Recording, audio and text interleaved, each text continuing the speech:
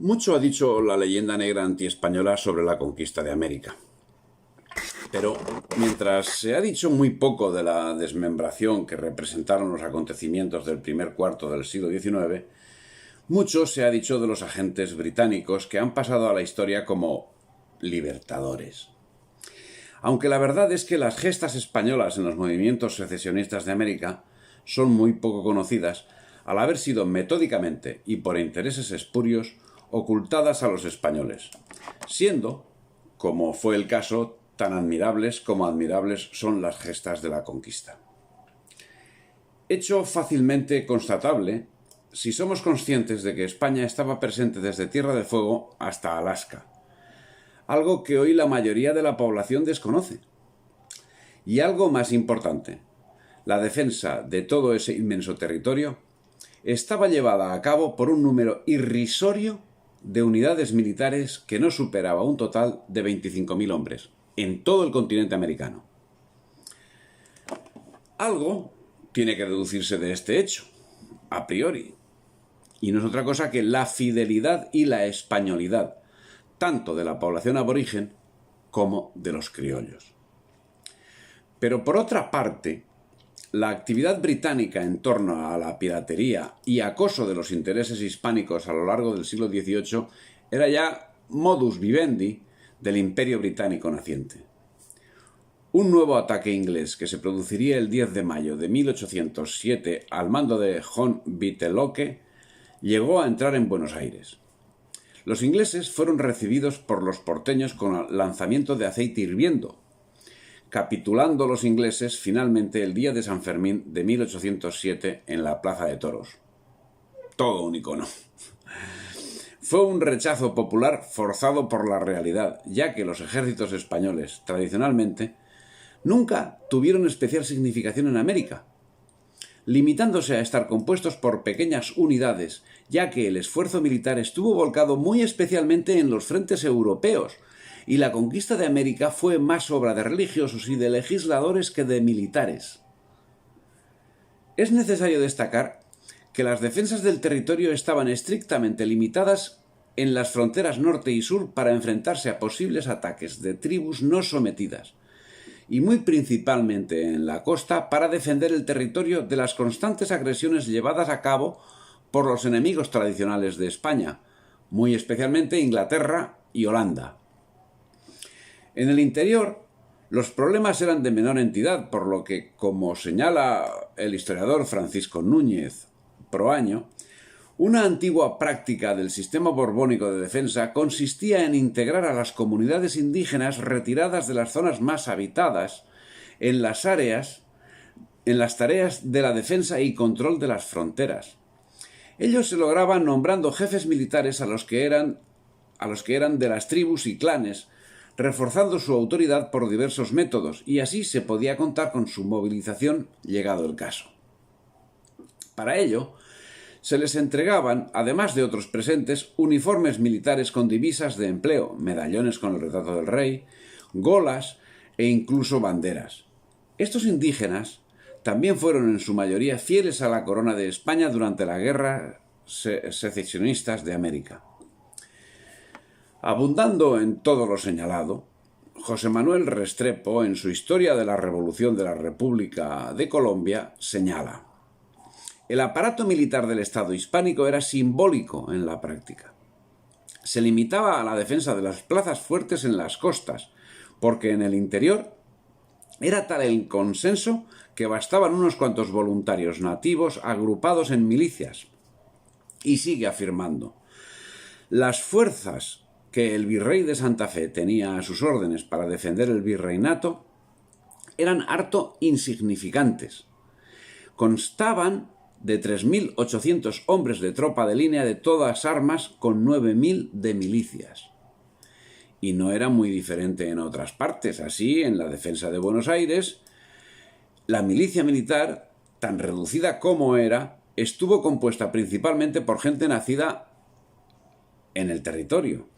Hasta la década de 1780, con la excepción de la Guardia de Honor del Virrey, no hubo tropas españolas peninsulares en el virreinato. La militarización del territorio por España después de la guerra en 1763 consistió más bien en el entrenamiento de las fuerzas de la milicia militar criolla que en el envío y mantenimiento de tropas españolas. Al comienzo de las guerras separatistas, el virrey Abascal tuvo un ejército español de apenas 1.500 hombres. Las fuerzas leales a la corona estuvieron compuestas de oficiales reclutados entre la élite criolla y de soldados que pertenecían a las capas populares de la sociedad. No obstante, en pocos años cambiaría esa actitud. En 1806, todo Buenos Aires se volcaba en la lucha contra los ingleses, pero en 1810, 4 años más tarde, la población se dividió entre los postulados de los activistas criollos mientras los batallones de vascos, gallegos y catalanes se alineaban en favor de España. En estos dos hechos se basa la independencia argentina y los causantes de tal situación no serían otros que los agentes británicos, que adscritos a la masonería acabarían convirtiendo su deportación en cabeza de puente de la invasión militar y económica que acabaría llevando a la Gran Bretaña a ser el amo del continente. Con la participación directa de estos topos, da comienzo el movimiento revolucionario de 1809, y ya con carácter netamente separatista el de 1810, mientras las fuerzas del virrey José Fernando de Abascal se enfrentaban a los insurgentes y reprimían los primeros alzamientos. Al tiempo que arbitraba las medidas militares oportunas, dice Pedro Rodríguez Crespo: el virrey Abascal hizo circular un manifiesto impreso en que se daba noticia de agentes franceses que Napoleón había enviado a varias partes de América con el detalle de los nombres y de las instrucciones que llevaban. Esto estaba dirigido a despertar en los americanos la necesidad de la separación.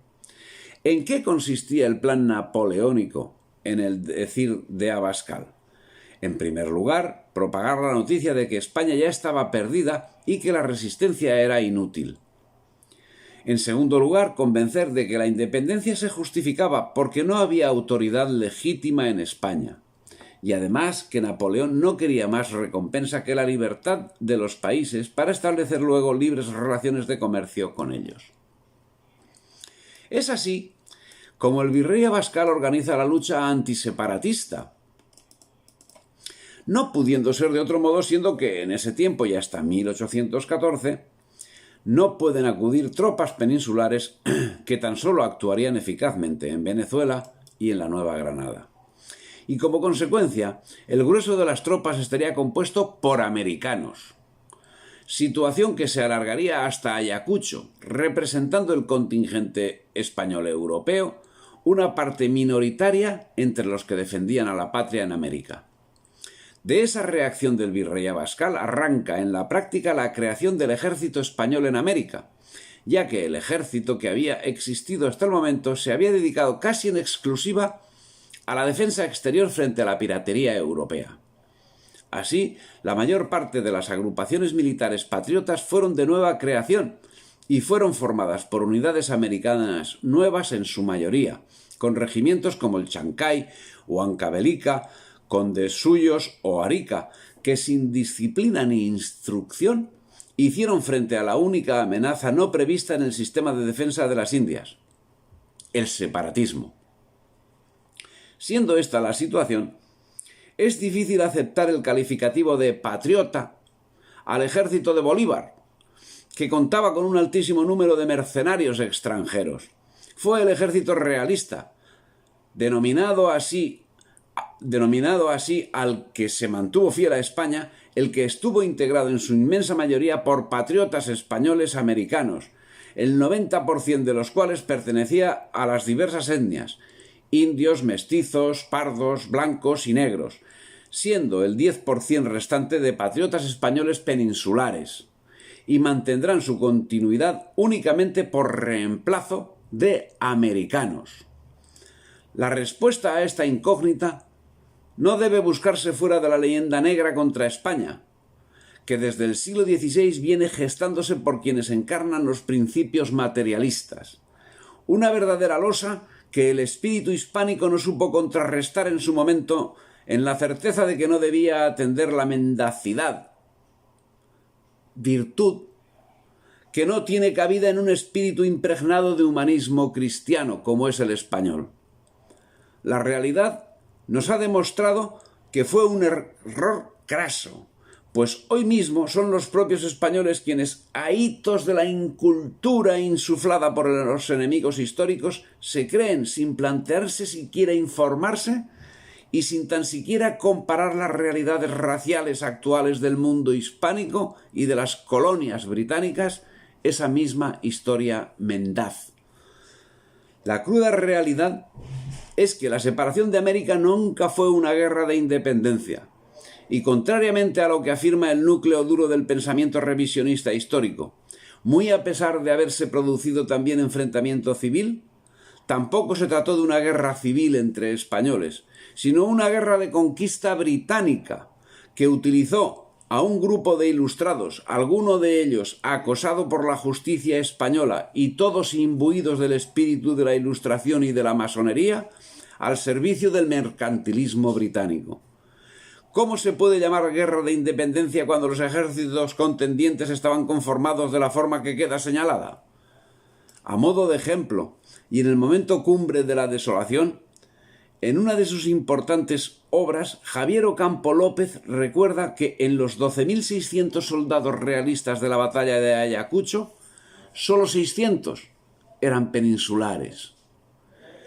Finalizada la guerra llamada de la independencia en España, llegaron, ahora sí, algunos contingentes de soldados procedentes de la España europea.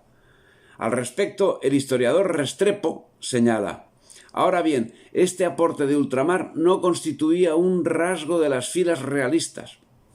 Por el contrario, su proporción fue mayor en las republicanas, a las cuales afluyeron miles de mercenarios, residuos de las conflagraciones napoleónicas, los Wilson, Ferguson, Oleari, Lacroix, Miller, etcétera, etcétera. En la sola Venezuela el imprescindible Restrepo contabiliza 5.088 entre oficiales y soldados. En este punto puede aparecer la queja de la oligarquía criolla. La composición de los mandos era mayoritariamente española e europea. En principio era cierto el aserto. Pero ¿cuál era el motivo? Dentro de la dificultad que lleva la pregunta, cabe responder que la poca necesidad de atender los aspectos de guerra en una sociedad que durante 300 años tan solo había conocido alguna escaramuza, algún levantamiento fácilmente controlado con las pocas fuerzas militares existentes. Es cierto, pues, que en el inicio del ejército la alta oficialidad era mayoritariamente peninsular, pero esa circunstancia tiene una explicación que admite pocas dudas. 300 años de paz es difícil que generen expertos militares. Y el desarrollo de la guerra demostraría que ese era justamente el motivo, ya que los ascensos proliferaron en el curso de la guerra, llegando a destacar el coronel de caballería llanera Rafael López, cuya cita viene al hilo de la entrevista mantenida con el general separatista José Antonio Páez, quien relata que aquel intercedía por los pobres europeos, quienes sufrían los rigores de un clima al que no estaban acostumbrados. En 1810, la situación exigía la formación de unidades militares. ¿Qué sucedió entonces? Se formaron con los medios que había disponibles. El Cabildo de Cartagena ordenó el reclutamiento de 2 batallones de milicias, uno de blancos y otro de pardos, titulados Voluntarios Patriotas Conservadores de los Agudos Derechos de Fernando VII, y convocó al pueblo a mantenerse fiel al rey y adherirse a la justa causa de la metrópoli, fraternizando con nuestros hermanos de la península, pues no es menos vasallo y miembro de la nación española el europeo que el que ha nacido en estas regiones. En la representación que dirigió a los demás cabildos del nuevo reino de Granada, la nueva Junta de Cartagena sostuvo que la destitución del gobernador había sido una medida adoptada como precaución ante los horribles extremos del despotismo o de la anarquía, a los que estaban expuesta toda la América española en la circunstancia de la total subyugación de la madre patria por los ejércitos de Bonaparte. Por su parte, Ángel Rafael Lombardi Boscán señala: La ciudad de Coro, la primera capital que tuvo Venezuela en su historia, fue el principal foco de la reacción realista contra la Primera República. Fueron las tropas corianas, al mando del gobernador militar don José Ceballos, quienes causaron una vergonzosa derrota al ejército caraqueño bajo el mando del marqués del Toro de los Meses, últimos de 1810. Pero en estos momentos ya se estaba pergeñando la gran hecatombe. Los hombres luchaban sin saber dónde tenían al enemigo en una guerra con una doble vertiente, la segunda ciertamente con carácter de guerra civil entre absolutistas y liberales. En cuanto a la primera, estaba bien controlada por la Gran Bretaña, con sus adelantados que asesoraban y guiaban a la oligarquía criolla. En mayo de 1810 se produce la revolución de las 13 provincias unidas argentinas, sin que los objetivos de la misma sean lo suficientemente claros. ¿Qué significaba la revolución? Pocos sabían responder a la pregunta.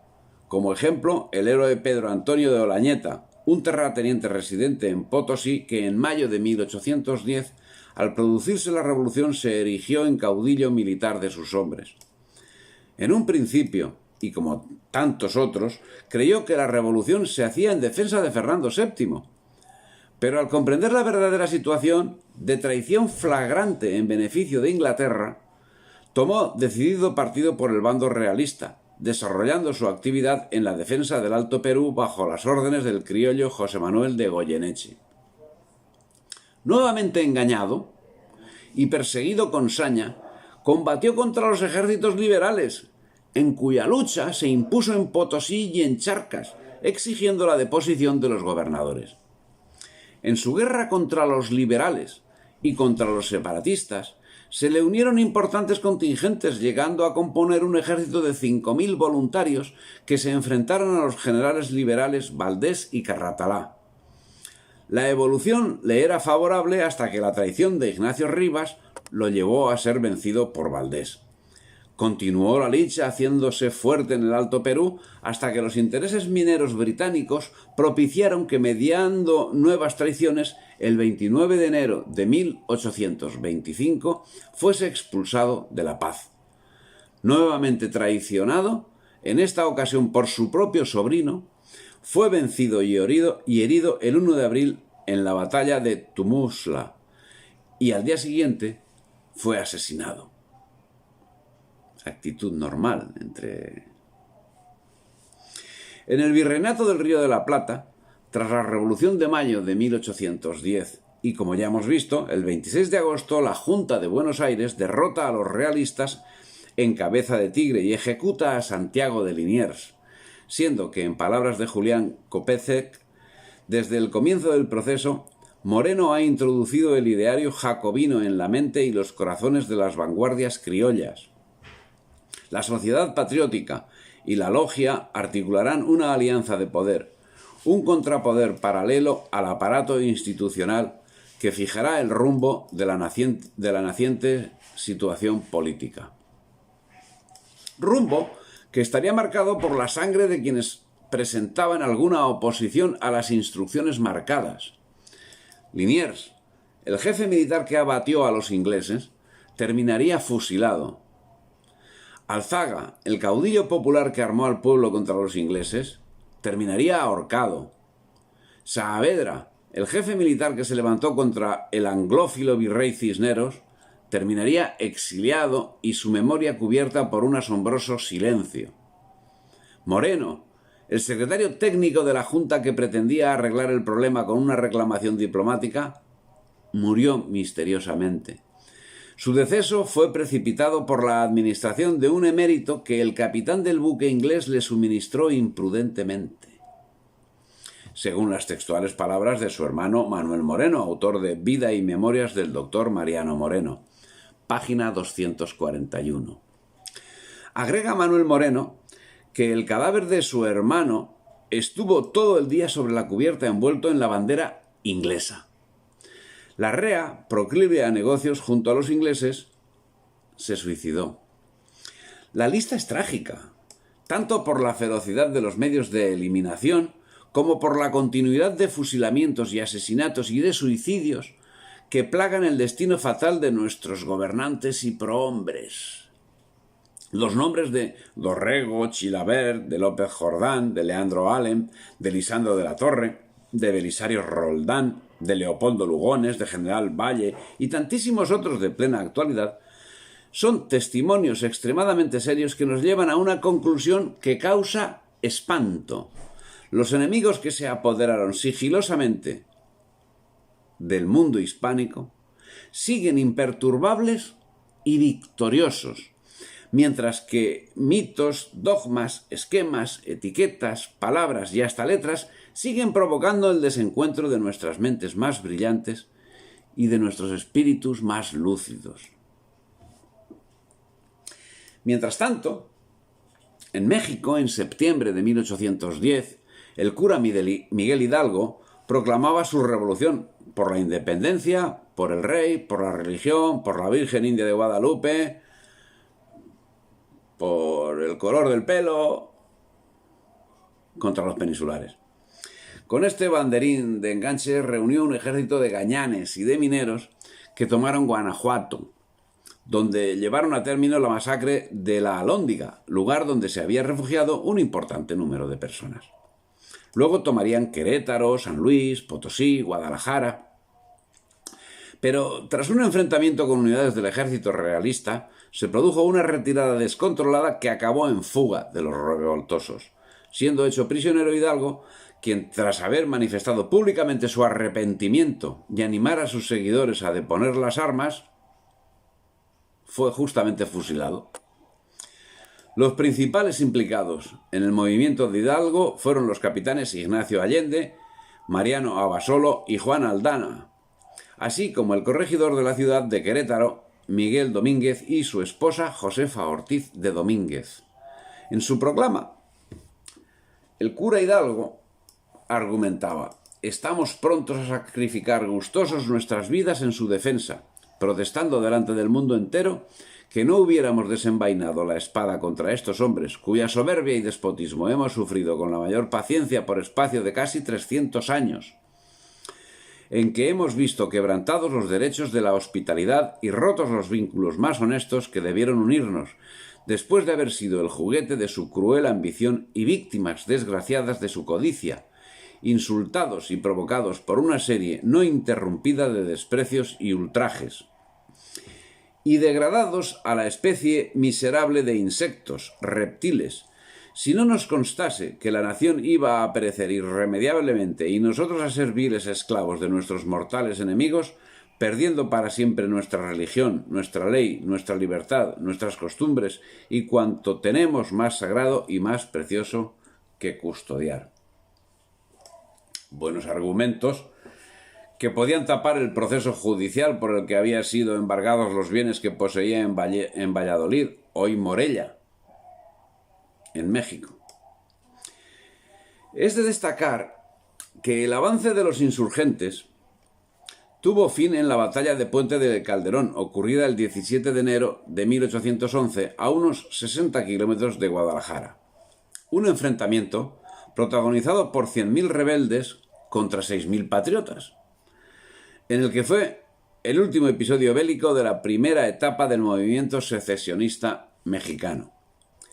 Capturado Hidalgo, sería fusilado, como hemos visto, el 30 de julio de 1811. Su sucesor, José María Morelos, con la colaboración del estadounidense Peter Ellis Bean, curiosamente otro gringo, continuaría la guerra separatista hasta que fueron ambos tomados presos en noviembre de 1815, siendo que en ese momento Morelos declaró las relaciones existentes entre los insurgentes y los Estados Unidos.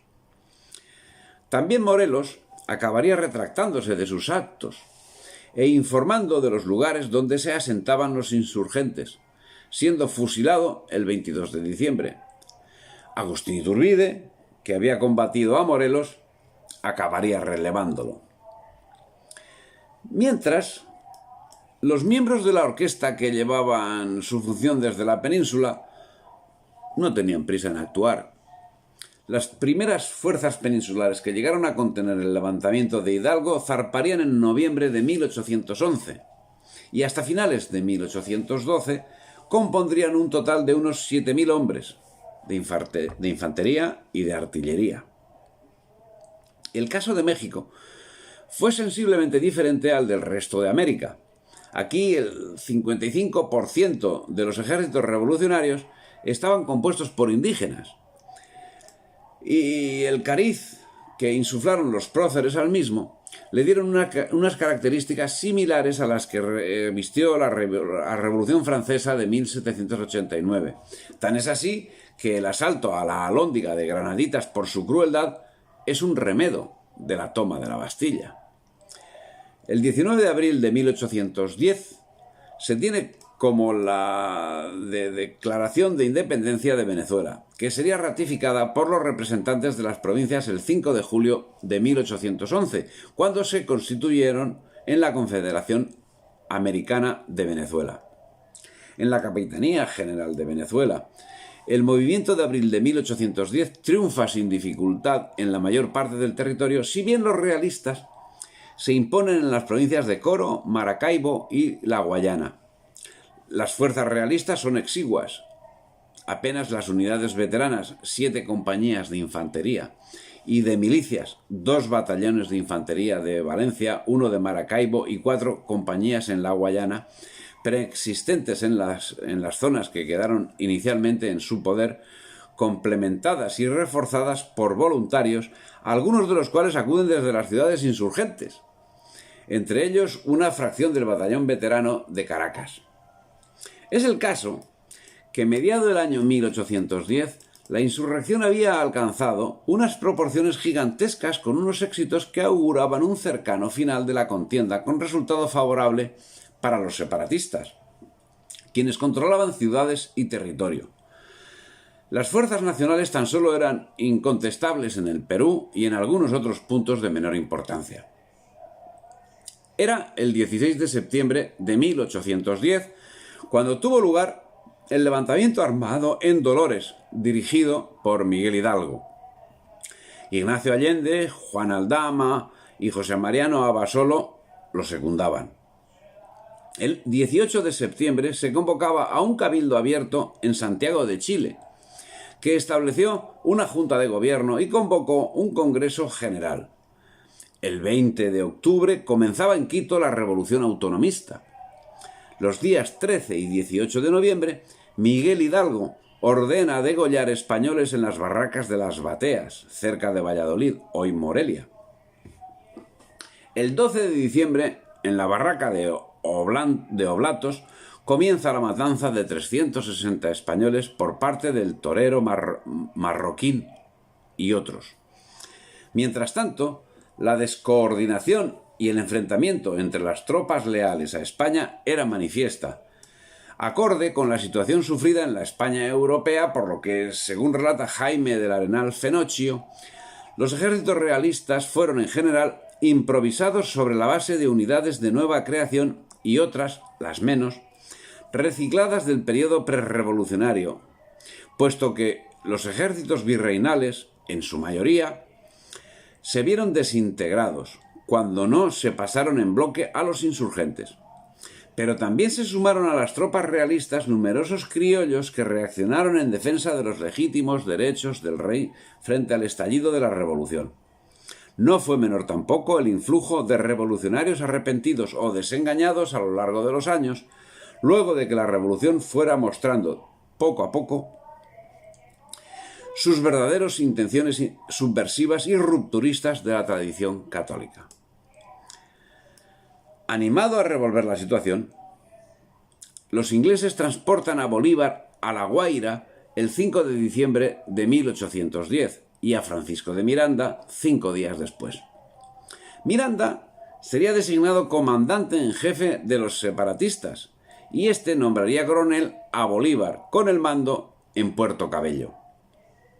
La acción de los ejércitos realistas era débil, con lo que, a pesar de la debilidad manifiesta del movimiento separatista, se produjo una situación de equilibrio y estancamiento que se prolongó hasta febrero de 1812, cuando, al tiempo que llegaba algún contingente a México, el capitán de fragata Domingo Monteverde llevaba a Coro una compañía de infantería de marina de 130 hombres. Tan exigua dotación, comandada por quien demostró ser un gran estratega, pondría fin al experimento de la primera República Venezolana. La ciudad de Coro fue el verdadero epicentro de donde surgió la primera y más importante reacción realista en el año 1812, bajo el mando del capitán de fragata citado, Domingo Monteverde. Su particular y favorable situación geográfica, a medio camino entre Caracas y Maracaibo, en la parte centro-occidental del país y con próximos contactos con las más importantes islas del Caribe occidental, tanto españolas como extranjeras, fueron factores que contribuyeron al protagonismo de Coro en los primeros años de lucha. Un solo destacamento y 5 meses de lucha de un ejército que fue creciendo a medida que iba ocupando los caseríos, forzó la capitulación de la República, firmada por Miranda el 26 de julio de 1812, e Inglaterra no podía hacer nada al respecto, ya que estaba comprometida en la España peninsular. Como consecuencia, Francisco de Miranda capitularía ante Monteverde y tras ello Bolívar, en un manifiesto acto de traición a sí mismo, o sea, a los suyos, no ya a España, que la traición era clarísima, pero un acto de traición a los suyos, capturaría a Miranda y lo entregaría a los realistas, que lo remitieron a Cádiz. Miranda firmó la capitulación el 24 de julio de 1812 ante Monteverde, teniendo previsto embarcar en el buque inglés Shapire el día 30 siguiente. Teniendo ya a bordo del buque todo su archivo, que según una serie de conjeturas se trataba de cajones con el oro que le había dado Monteverde por su rendición, Miranda se había alojado en una casa que era propiedad de un amigo de él y también de Monteverde, y además servidor de este. Bolívar, que tenía entonces 27 años, lo apresa a Miranda con sus 60 años de edad. Luego, Monteverde no lo libera y Miranda es enviado a España preso y allí muere en la prisión de La Carraca, en Cádiz. En fin, esa traición le valió a Bolívar un salvoconducto de los militares realistas que le permitiría huir a Curazao, ocupada por los ingleses, quienes, por cierto, también se quedaron con el botín de Miranda. No pierden una. Aspectos que son reiteradamente acallados por la historiografía liberal democrática británica, que deja en el aire cómo y por qué pudo salir de Caracas, y obviando la traición a Miranda, limitándose en el mejor de los casos a relatar lo que sigue. Al no ver ninguna posibilidad de huir del país para ponerse a salvo del enemigo español, se refugia escondiéndose en Caracas, de donde, gracias a los buenos oficios e influencias del español don Francisco de Iturbe, obtuvo el pasaporte otorgado, nada menos, por el brigadier general Domingo de Monteverde. La traición de Bolívar estaba justificada porque no tenía ninguna posibilidad de huir, y entregar a Miranda le reportó la obtención del pasaporte. Y para lograr salir de La Guaira el 27 de agosto de 1812 para llegar a Curazao el 2 de noviembre del mismo año. Para esos días de noviembre, procedente de esa isla, el coronel Bolívar llegó a Cartagena acompañado de varios oficiales venezolanos y extranjeros, entre ellos el oficial francés capitán Antonio Leleux, un varón inquieto, de gran fe republicana y fervoroso masón. Como tal, hizo parte de la logia masónica en Cartagena, las Tres Virtudes teologales, siendo presidente el abogado y hermano Manuel Rodríguez Torices. Pero la debilidad del gobierno se alargaba a todos los ámbitos de la nación, por lo que América en su conjunto se vio abandonada de la atención de la España peninsular, lo que ocasionó anarquía y desconocimiento en la sociedad. Y en el ejército, donde se mostraba manifiesta y se encontraba agudizada por las disensiones existentes entre los distintos jefes, que evidenciaron la falta de autoridad y de servicio.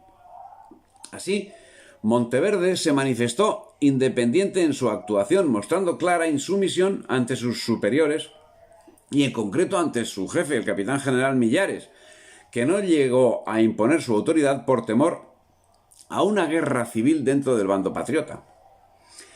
En esa vorágine y ante los hechos consumados, Monteverde sería nombrado capitán general de Venezuela y presidente de la Real Audiencia de Caracas.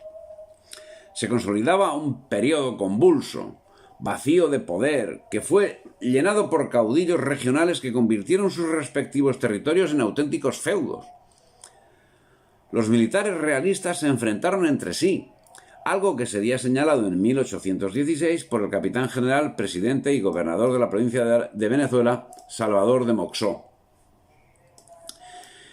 El general Emparán fue depuesto por los revolucionarios de Caracas. El general Millares, que le siguió, fue echado del país por Domingo Monteverde, que luego fue su sucesor, y al año y medio fue depuesto por el pueblo de Puerto Cabello y embarcado para una isla extranjera. Enseguida fue nombrado en el general Cajigal y no lo reconocieron los comandantes Boves y Morales, usurpándole el mando de la provincia.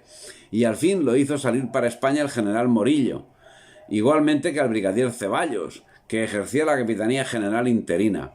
Y por fin, a mí, que he sucedido a todos estos despojos violentos, se me depone también en medio de provocaciones e insultos y se me obliga a dejar el pueblo que vuestra majestad me confió. Y con estos ejemplos tan funestos, ¿cuál puede ser el estado de la autoridad legítima? ¿Cuál el respeto, si tan repetidos atentados quedaron hasta ahora impunes? ¿Cuál será la esperanza del remedio en lo sucesivo? Bueno, ese es un pensamiento de dolor del amigo Salvador de Moxó. Por su parte, Buenos Aires se mantenía independiente mientras, instigados por las acciones llevadas a cabo en la capital en febrero de 1812, se produjo un levantamiento en Tacna y otro en Huánuco, con vivas al rey, que tuvo una duración de 3 semanas en la que reinó la violencia. ¿Cuál fue el inicio de esta revuelta? Está todavía por determinar, siendo que los indios invadieron la ciudad de Huánuco, cuyos habitantes recabaron el auxilio del virrey, quien acabó militarmente con la sublevación. La inestabilidad se iba generalizando y los sectores separatistas iban tomando cuerpo. Bolívar había vuelto y había sido nombrado brigadier en 1813, tras la batalla de Cúcuta, y entró en Caracas el 6 de agosto de 1813, donde sería nombrado capitán general y libertador. Por su parte, los separatistas controlaron la zona costera de Coro y Maracaibo, donde la población se mostraba adepta a sus ideas. Es en estos momentos cuando Bolívar decreta la guerra a muerte contra los peninsulares y los venezolanos partidarios del rey, dando inicio a espeluznantes asesinatos en masa de prisioneros, dirigidos por el mismo Bolívar. En febrero de 1814, en Valencia, ordena la ejecución, por supuesto sin juicio, de 800 prisioneros. Acto que se repetiría en La Guaira y en Caracas, donde el número de asesinatos se elevó a unos 1000. La orden era contundente. Señor comandante de La Guaira, ciudadano José Leandro Palacios, por el oficio de 4 del actual que acabo de recibir, me impongo de las críticas circunstancias en que se encuentra esa plaza, con poca guarnición y un crecido número de presos. En su consecuencia, ordeno a usted que inmediatamente se pase por las armas todos los españoles presos en esa bóveda y en el hospital, sin excepción alguna. Cuartel General del Libertador, en Valencia, 8 de febrero de 1814, a las 8 de la noche. Firmado Simón Bolívar.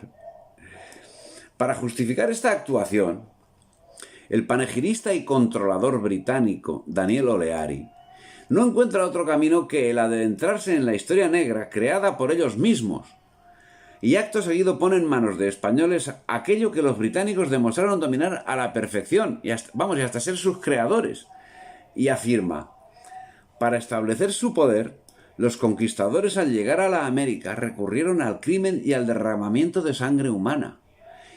Y sangre y crimen fueron los medios que emplearon al cabo de 3 siglos para sostener su vacilante poder. La índole del suramericano había sufrido un cambio sorprendente durante aquel largo intervalo. Ya no era el humilde indio manso e incapaz de resistencia del siglo XVI. Tan solo le quedaba de los aborígenes el recuerdo de sus sufrimientos y la conciencia de las injusticias, al par que del progenitor europeo había heredado el valor para vengarlos. Claro. Es un relato que, debiendo aplicarse a los territorios dominados por los británicos, lo cierto es que tampoco se puede emplear, porque ¿dónde están los aborígenes para que se puedan lamentar? En Norteamérica, en Australia, en Nueva Zelanda. Más adelante, una vez derogada la guerra a muerte, Bolívar llegaría a plantear un canje de prisioneros un tanto curioso. Individuo por individuo, grado por grado, empleo por empleo. Se cambiarían primero la oficialidad y tropa inglesa. Segundo, la oficialidad y tropa prisioneras en Santa Marta y Cartagena. Y tercero, los paisanos condenados a presidio por sus opiniones patrióticas. En el contexto de la guerra a muerte bolivariana, es necesario señalar la actuación llevada a cabo. En el curso de enero de 1813, el coronel republicano Antonio Nicolás Briceño, un verdadero delincuente, en asociación de algunos aventureros, principalmente ingleses, lanzó el primer manifiesto de guerra a muerte, en cuyo articulado se enuncia que para tener derecho a una recompensa o un grado, bastará con presentar cierto número de cabezas en las siguientes proporciones. El soldado que presentase 20 cabezas sería hecho insignia de actividad. 30 le valdrían el grado de subteniente, 50 el de capitán, etc. Además, en la misma proporción se repartirían los bienes de las víctimas.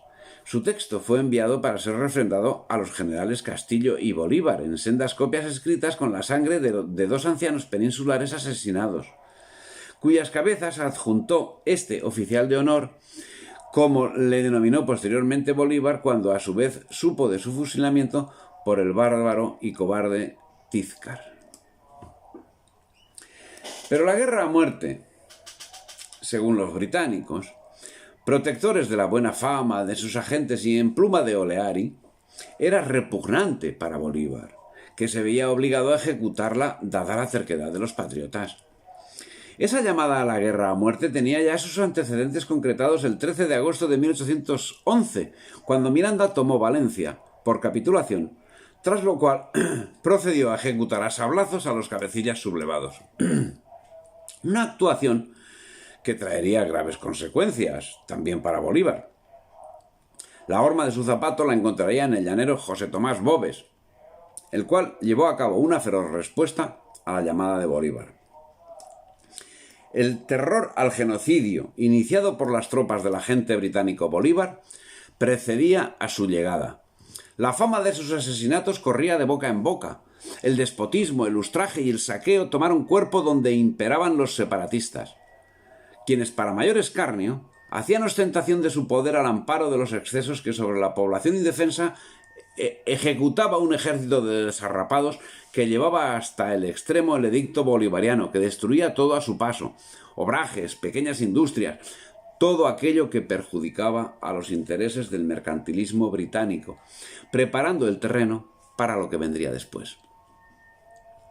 Mientras las tropas de Bolívar sembraban la barbarie y el terrorismo, los efectivos realistas en la zona, que no experimentarán grandes cambios hasta el final de la etapa de 1816, están formados por las llamadas divisiones de Lima y de Cuenca, también denominadas de Pasto, sin que figure entre esas fuerzas prácticamente ninguna unidad veterana, ni desde luego peninsular. Los contingentes más importantes, al menos numéricamente hablando, son las milicias de Pasto y del Valle de Patía, y las fuerzas irregulares levantadas en estas zonas. Pero en este momento convulso surgió el que sería el demonio más temido por Bolívar, un personaje que, a juzgar por las críticas bolivarianas, que lo acusan de las mayores atrocidades contra los vencidos, había bebido exactamente de las mismas fuentes que el Libertador. Boves aportaría a la guerra el carácter de lucha social. Su lema: al frente de un ejército de marginados sociales era muerte a los blancos. Los blancos manutanos eran identificados como los traidores a España, los señoritos cultos e ilustrados que habían apoyado las ideas liberales.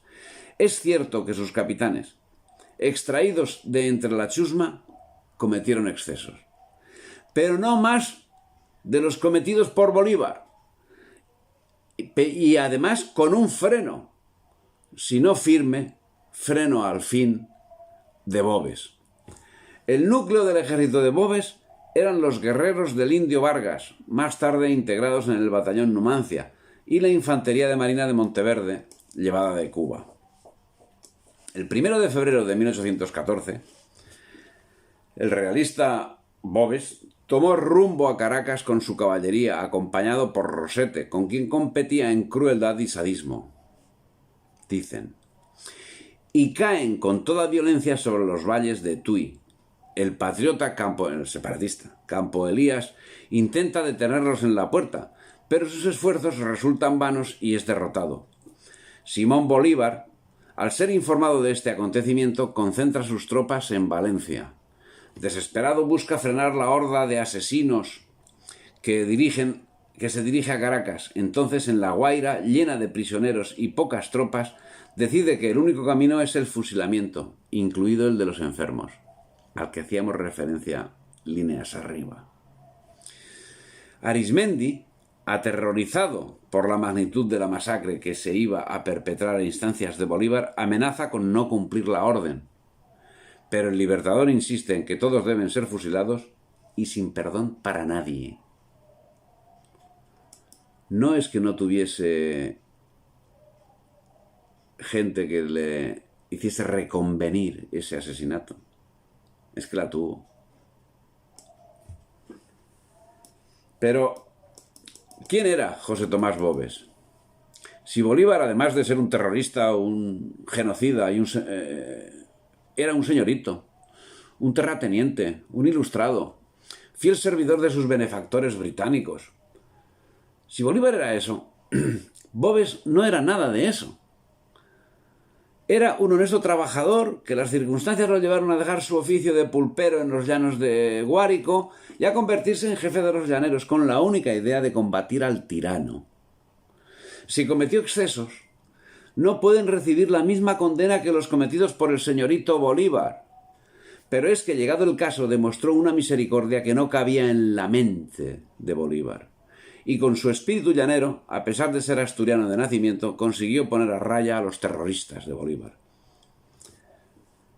En este periodo, la actividad militar del ejército patriota, en el que además de Boves debemos señalar la especial actuación de Francisco Morales y Francisco Rosete, entre otros, acaba destruyendo la Segunda República Separatista de Venezuela, cuyos generales Santiago Mariño, José Félix Rivas, Rafael Urdaneta y otros, con Simón Bolívar incluido, fueron sucumbiendo ante la acción de los ejércitos patriotas. Ante esa situación, Antonio Nariño recibió autorización del Consejo Republicano para presentar la rendición, pero Bolívar se impuso ante el mismo Congreso y, tras tomar Caracas, la sometió a saqueo, proliferando gran cantidad de asesinatos, lo que posteriormente daría pie a la acción que después desarrollaría el también masón Pablo Morillo. La situación del momento la refleja el mismo Rafael Urdaneta. De aquí para adelante, hacia Valencia, son tantos los ladrones cuantos habitantes tiene Venezuela. Los pueblos se oponen a su bien. El soldado republicano es mirado con horror.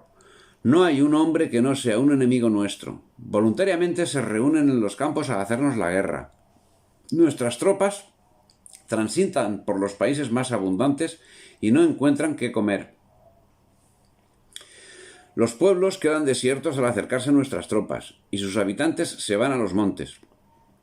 Nos alejan los ganados y toda clase de víveres, y el soldado infeliz que se separa de sus camaradas, tal vez a buscar el alimento, es sacrificado. El país no presenta sino la imagen de la desolación, las poblaciones incendiadas, los campos incultos, cadáveres por donde quiera, y el resto de los hombres reunidos por todas partes para destruir al patriota, al separatista. Los años 1813 y 1814 también fueron de lucha militar en Chile. O'Higgins era vencido en Rancagua y entraba en Santiago el general Osorio, realista, mientras los revolucionarios huían. El Cuzco fue el centro del levantamiento contra Lima y contra España en 1814. Sin embargo, fue el sur quien en segundo término resultó más activo en la lucha separatista. Poco después, San Martín y O'Higgins, siempre conforme al plan inglés, formarían el ejército de los Andes y vencerían en las batallas de Chacabuco y Maipú en 1818, que pusieron fin al dominio español en Chile. Lo fundamental de la batalla de Maipú es que España pierde definitivamente el dominio de Chile y ve enormemente debilitado el poder militar del virreinato del Perú. Por su parte, los separatistas comienzan a dar forma definitiva al proyecto británico de acometer la invasión del Perú. Por fin, en la península, se decidieron a enviar un contingente militar. Sería comandado por el masón Pablo Morillo, que a la vuelta de Fernando VII fue impuesto en el cometido por los ingleses, en concreto por Wellington. A lo largo del mes de febrero de 1815 partió de Cádiz la expedición del ya nombrado general Morillo hacia Montevideo. La componían 10.400 hombres. Pero en alta mar, al abrir las órdenes, se observa que su destino ha variado, debiendo dirigirse no a Montevideo, donde existía resistencia separatista, sino a Venezuela, donde ya estaba controlada la situación. El motivo: controlar la represión ejercida por Boves, lo que, si no conllevó la prisión de este, sí significó el arresto de unos y la defección de otros, que pasaron a engrosar las filas separatistas. Y con estas fuerzas, en unión de las de Boves y otras fuerzas locales, se formó un ejército de 26.000 hombres que reconquistaron Caracas el 30 de marzo de 1815. Otro asunto a destacar de la expedición de Pablo Morillo es el sabotaje sufrido en el buque San Pedro de Alcántara, portador de los fondos, que fue a pique, obligando con ello a la necesidad de establecer contribuciones especiales para el mantenimiento del ejército. Tras reconquistar Venezuela y Nueva Granada, Morillo aplica unas duras represalias contra los insurrectos, muchos pertenecientes a familias bienestantes, como réplica a la guerra a muerte anteriormente decretada por Bolívar.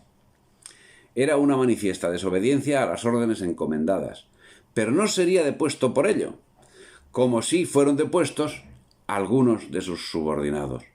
La acción de Morillo es cuestionable en su totalidad, manifiestamente realizada contra los intereses de España, lo que le llevó de forma deliberada a dejar libres de acceso las bocas del Orinoco, lugar por donde tenía entrada la ayuda británica a los separatistas, y por donde, por supuesto, entraron tanto las armas destinadas a Bolívar como a la Legión Británica. No se trató de falta de previsión, sino sencillamente justificada por el fracaso de una expedición enviada a auxiliar a la sitiada plaza de Puerto Ordaz, ciudad guayana, que es derrotada en la batalla de San Félix, destinada a tomar el control de las bocas del Orinoco. La expedición de Morillo obtenía una sucesión de éxitos en el campo de batalla que se completaba con la acción de los llaneros de Boves. La muerte de este en la batalla de Úrica el 5 de diciembre de 1814 significó una grave contrariedad en la campaña de Morillo. Pero a pesar de ello, las tropas nacionales acabarían anotándose la victoria en la misma, infligiendo una contundente derrota a la gente Bolívar. Una vez derrotado por las tropas nacionales, Bolívar salió huyendo el 9 de junio de 1815 hacia Jamaica, embarcando en un buque inglés. Allí redactaría su famosa carta y de allí volvería a la lucha bajo bandera británica. Esta huida le significaría el enfrentamiento con Santiago Mariño y Manuel Piar, quienes lo amenazaron con fusilarlo. Bolívar se retiraría nuevamente a Haití y finalmente sería él quien fusilase, tras un oscuro proceso, a Piar en 1817, decretando además pena de muerte para el que pidiese benevolencia para el reo. Posteriormente envió en auxilio al Perú, por el Istmo de Panamá, a 1.700 hombres y sitió y ocupó Cartagena y Bogotá en febrero de 1816. Parecía que tras la batalla de Popayán de 29 de junio de 1816 y ya con el rey deseado en el trono, el orden volvía a su curso normal, máxime cuando para estas fechas el movimiento de tropas expedicionarias procedentes de la península estaba llegando con normalidad. La calma estaba asegurada.